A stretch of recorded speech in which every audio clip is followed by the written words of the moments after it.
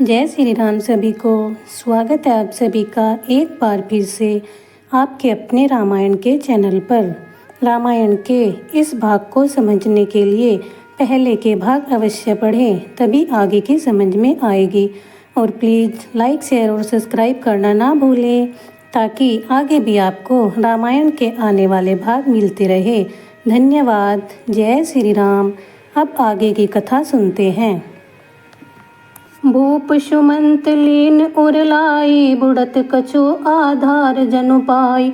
सहित सनेह निकट बैठारी, पूछत राउ नयन भरवारी। राम कुशल कहु सखा सनेही, कह रघुनाथ लक्षण वह देही। आनेहु फेर किव नहीं सिधाए, सुनत वचन लोचन जल छाए। शोक विकल पुनि पूछ नरेशु, कहु सिय राम लक्षण संदेशु। राम रूप गुणशील सुभाऊ, सुमिर सुमिर उर सोचत राऊ। राजा सुनाए दीन वनवासु, सुनि मन भय हर्षि हरासु। सो सुत बिछुरत गए न प्राणा, को पापी बड़ मोहि समाना। सखा राम सिय लसन जह, तहाँ मोहि पहुँचाऊ। नहित चाहत चलन अब प्राण, कहो सत भाव। सियावर राम जय जय राम। अर्थात राजा ने सुमंत को छाती से लगा लिया, मानो डूबते हुए को कुछ सहारा मिल गया हो। और स्नेह सहित पास बैठाकर राजा आंखों में जल भरकर पूछने लगे, हे सखा, कहो राम जी कुशल तो हैं? राम लक्ष्मण और सीता कहाँ हैं? वे लौटकर आए कि वन को चले गए? यह सुनते ही मंत्री के नेत्रों में जल भर आया।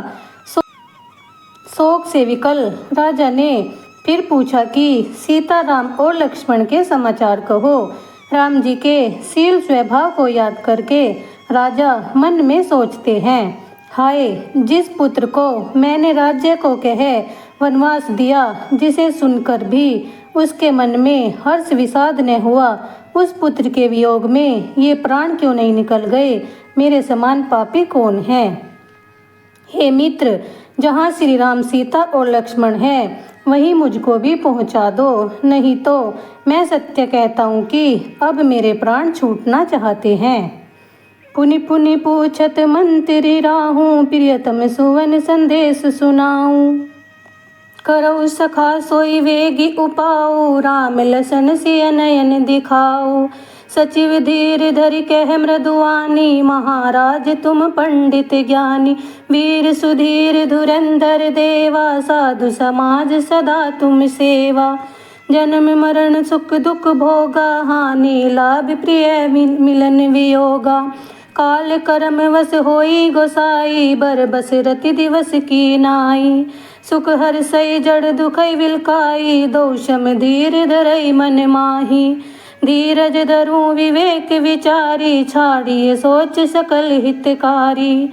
प्रथम बास तमसा भयो, दूसर सुर सरिस तीर। नहाए रहे जल पान करी, सिय समेत दो वीर। सियावर राम जय जय राम। अर्थात राजा बारंबार मंत्री से पूछते हैं कि मेरे पुत्रों का संदेश सुनाओ। हे मित्र, वही प्रयत्न कर मुझे राम, लक्ष्मण और सीता जी को शीघ्र दिखाओ। तब मंत्री धीरज धरकर कहने लगा, हे महाराज, आप बड़े वीर और धैर्यवानों में श्रेष्ठ हो। आपने सदा ही साधु मंडली की सेवा की है।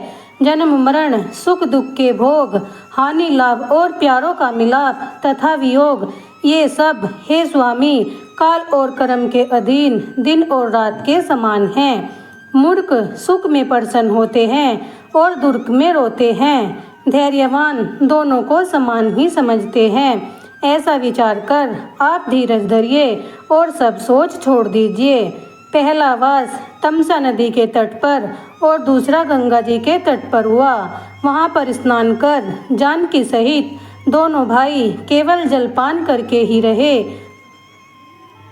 केवट कीन बहुत सेवकाई, सो यामिनी श्रृंग वेर गवाई। होत प्रात वट क्षीर मंगावा, जटा मुकुट निज शीस बनावा। राम सखा तब नाव मंगाई, प्रिया चढ़ाए चढ़े रघुराई। लक्षण वाण तनु धरे बनाई, आपु चढ़े प्रभु आयुष पाई। विकल विलो की मोहि रघुवीरा, बोले मधुर वचन धर धीरा। तात प्रणाम तात सन कहेऊ, बार बार पद पंकज गहु। करव पाए परि विनय बहोरी, तात करिय जनि चिंता मोरी। वन मंग मंगल कुशल हमारे, कृपा अनुग्रह पुण्य तुम्हारे। तुम्हारे अनुग्रह तात कानन जात, सब सुख पाहो। प्रतिपाली आयुष कुशल, देखन पाए पुनि फिर आहियो। जननी सकल परितोष परि, परि पाए करी विनती घनी। तुलसी करे हो सोई यत्न जेहि, विधि कुशल रही कौशल धनी।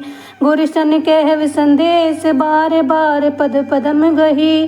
करव सोई उपदेश, जोहि न सोच मोहि अवधपति। सियावर राम जय जय राम। अर्थात वहाँ निषाद ने बहुत सेवा की। वह रात श्रृंगवेरपुर में बिताई। प्रातःकाल होते ही बड़ का दूध मंगाकर अपने सिर की जटाओं पर मुकुट बनाया। तब निषाद ने नाव मंगवाई।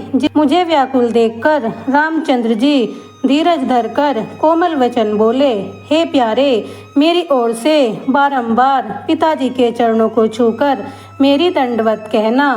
फिर पांव पकड़कर विनती करना कि हे पिताजी, मेरी चिंता न करना। आपकी कृपा अनुग्रह और पुण्य से वन के मार्ग में हमको कुशल मंगल रहेगा। हे पिताजी, आपकी कृपा से वन में जाते हुए मैं सब सुख पाऊंगा और कुशल पूर्वक आपके दर्शन करने फिर आऊंगा। सब माताओं के चरणों में पड़कर विनती करके उनको संतुष्ट कर देना और वही उपाय करना जिससे राजा प्रसन्न रहे। मेरी आज्ञा से बारंबार गुरु के चरण कमलों को पकड़कर यह संदेश कहना कि आप ऐसा उपदेश करें जिससे पिताजी को मेरी सोच न रहे। पुरजन परिजन सकल निहोरी, तात सुनायु विनती मोरी। सोई सब भांति मोर हितकारी, जाते रह नर नाह सुखारी। हे तात, सब नगरवासी और कुटुंबियों को निहोरा कर मेरी विनती सुनाना कि वही मनुष्य सब भांति मेरा हितकारी है, जिसके कारण राजा सुखी रहे। कहव संदेश भरत के आए, नीति न तजिए राजपद पाए। पालेउ प्रजहि करम मनवानी, सेउ मातु सकल सम जानी। भरत के आने पर उनसे कहना कि राज्य पद पाकर नीति न छोड़ना, मन कर्म वचन से प्रजा का पालन करना और सब माताओं को समान जानकर उनकी सेवा करना। और निवाहु भायप भाई, करि पितु मातु सृजन सेवकाई। तात भांति तेहि राखव राऊ, सोच मोरी जो ही करहि न काऊ। और हे भाई, माता पिता और सुजनों की सेवा करके भाईपन निभाना। हे प्यारे, पिता को इस भांति रखना कि वह कभी मेरा सोच न करे। लसन कहे कछु वचन कठोरा, बरजी राम पुनि मोह निहोरा। बारे बार निज सपत दिवाई, कहवे न तात लसन लरिकाई। लक्ष्मण ने कुछ कठोर वचन कहे, पर राम जी ने उनको रोककर मुझको बारंबार अपनी सौगंध दिलाई कि हे तात, लक्ष्मण का लड़कपन वहाँ न कहना। करि प्रणाम कछु कहन लिए, सिय भय शिथिल स्नेह। थकित वचन लोचन सजल, पुलक पलवित देह। सियावर राम जय जय राम। फिर प्रणाम करके सीता जी कुछ कहने लगी, किंतु स्नेह से शिथिल हो गई, वाणी थक गई, नेत्रों में जल भर आया और शरीर में पुलकावली छा गई। तेहि अवसर रघुवर रुक पाई, केवट पार नाव चलाई। रघुकुल तिलक चले ऐ बाती, देख उठाड़ कुल सिछधरि छाती। मैं आपन किम कहे कलेसु जियत फिरे उले राम संदेशु अस कही सचिव वचन रही गयु हानि ग्लानि सोच वस भयु सुत वचन सुनत ही नर नाहु परे उधरणी उर दारुण दाहु तड़पत विषम मोह मन पापा मांझ मनु मीन कह व्यापा करि विलाप सब रे वही रानी महाविपति किमि जाए बखानी सुनि विलाप दुखौ दुख लागा धीर जहू करि धीरज भागा भयो कुलाहल अवध अति सुनि नृप राउर सोर विपुल विहै गवन परे उनिसि मानहु कुलिश कठोर। केवट ने राम जी का रूप पाकर नाव चलाई। इस प्रकार रामचंद्र जी चले और छाती पर वरज रखकर मैं खड़ा हुआ देखता रहा। मैं अपना क्लेश कैसे कहूँ जो राम जी का संदेश लेकर जीता हुआ लौट आया। ऐसे कहकर मंत्री की वाणी रुक गई और हानि की ग्लानि सोच में हो गई। सुमंत के वचन सुन राजा पृथ्वी पर गिर पड़े। उनके हृदय में दाह होने लगा। राजा विकल हो तड़पने लगे मानो मछली को मांझा व्याप गया हो। रानी विलाप करके रोती हैं। इस विपत्ति का वर्णन कैसे किया जाए। उस विलाप को सुनकर दुख को भी दुख लगा और धीरज का धीरज भी भाग गया। राजा के रनिवास का रुदन सुनकर अयोध्या में कोलाहल मच गया मानो रात में वन के बहुत से पक्षियों पर इंद्र का वज्र गिर पड़ा हो। प्राण कंठगत भयो भुआलु मणि विहीन जनु व्याकुल ब्यालु इंद्रिय सकल विकल भई भारी जनु सर सर जिस वन बिनुवारी कौशल्या नृप दीक मलाना रवि कुल रवि अत ये उजिय जाना उर्धरि धीर राम महतारी बोली वचन समय अनुसारी नाथ समझई मन करिय विचारु राम वियोग पयोधि अपारु कर्णधार तुम अवधि जहाजु चढ़ऊ सकल प्रिय पथिक समाजु धीरज धरिए तो पाइए पारू नहीं तो बुढ़ई सब परिवारू जो जिय धरिए विनय प्रिय मोरी राम लसन सिय मिलहि बहोरी प्रिय वचन मृदु सुनत नरप चितेउ आंख उघारी तड़पत मील मलिन जनु सींचत शीतल वारी सियावर राम जय जय राम। राजा के प्राण कंठ में आ गए मानो मणि के बिना सर्प व्याकुल है। इंद्रियां बहुत विकल हुई मानो बिना पानी के तालाब में कमलवन मुरझा गया है। राजा को मलिन देखकर कौशल्या ने जाना कि अब सूर्य कुल का सूर्य अस्त होना चाहता है। तब राम जी की माता मन में धीरज धरकर समय अनुकूल वचन बोली, हे नाथ, मन में विचार कीजिए कि राम जी का वियोग अपार समुद्र है। अवधि रूपी जहाज के आप मल्लाह हो जिस पर प्यारे बांधव रूपी यात्रियों का समाज चढ़ा है। यदि धैर्य धरोगे तो पार जाओगे, नहीं तो सब कुटुंब डूब जाएगा। हे प्रभु, जो मेरी विनय पर ध्यान दोगे तो राम लक्ष्मण और सीता जी फिर आकर मिलेंगे। अपनी प्यारी स्त्री के कोमल वचन सुनकर राजा ने आंख खोलकर देखा मानो कोई तड़पती हुई मछली पर शीतल जल सींचता है। धरि धीरज उठी बैठी बुहालू कहूँ सुमंत कह राम कृपालु कहाँ लसन कह राम सनेही कह प्रिय पुत्र वधु वैदेही विलपत राव विकल बहु भांति भई युग सरिस सिरति नैराती तापस अंध्र शाप सुधि आई कौशल्या सब कथा सुनाई। राजा धीरज धरकर उठकर बैठे और बोले कि हे सुमंत, कृपा निधि राम जी कहाँ हैं, लक्ष्मण कहाँ हैं और स्नेही राम जी कहाँ हैं और मेरी प्यारी पुत्र वधू कहाँ हैं। राजा व्याकुल हो तड़पते हैं, रात काटे नहीं कटती। फिर राजा को श्रवण के पिता अंधे तपस्वी के शाप की याद आई। उसने सब कथा कौशल्या को सुनाई। राजा ने कहा कि एक समय मर्ग का शिकार करने को एक सरोवर के किनारे बैठा था। रात का समय था। उसी समय श्रवण कुमार ने एक जलपात्र उस सरोवर में भरा तो उसे कुछ आहट हुई। मैंने समझा कि कोई मृग पानी पीने आया है। बस मैंने तुरंत ही शब्द भेदी बाण मार दिया। बाण लगते ही उसने हाय हाय किया। पास जाकर देखा तो मुझे बहुत दुख हुआ। श्रवण कुमार ने कहा कि तुम मेरा सोच मत करो, मेरे माता पिता अंधे हैं, वे प्यासे हैं, उन्हीं के लिए पानी लेने आया हूँ। आप उनको पानी पिलाकर उनसे सब वृतांत कह देना। इतना कहकर श्रवण कुमार ने अपने प्राण छोड़ दिए। तब मैं वह घड़ा पानी का भरकर उन अंधे माता पिता के पास गया और सब हाल कहा। उन्होंने पानी नहीं पिया और हा पुत्र कहकर घोर विलाप करने लगे। फिर उन दोनों ने मुझसे अग्नि की चिता बनाने के लिए कहा। मैंने चिता तैयार कर दी। उस चिता में दोनों माता पिता पुत्र सहित बैठ गए और मुझे श्राप दिया कि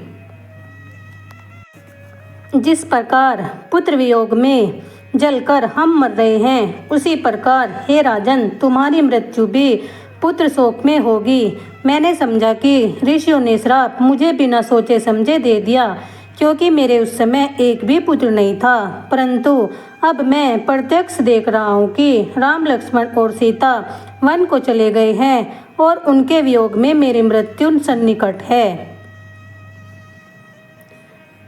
विकल वर्णत इतिहासा, राम रहित दिक जीवन आशा।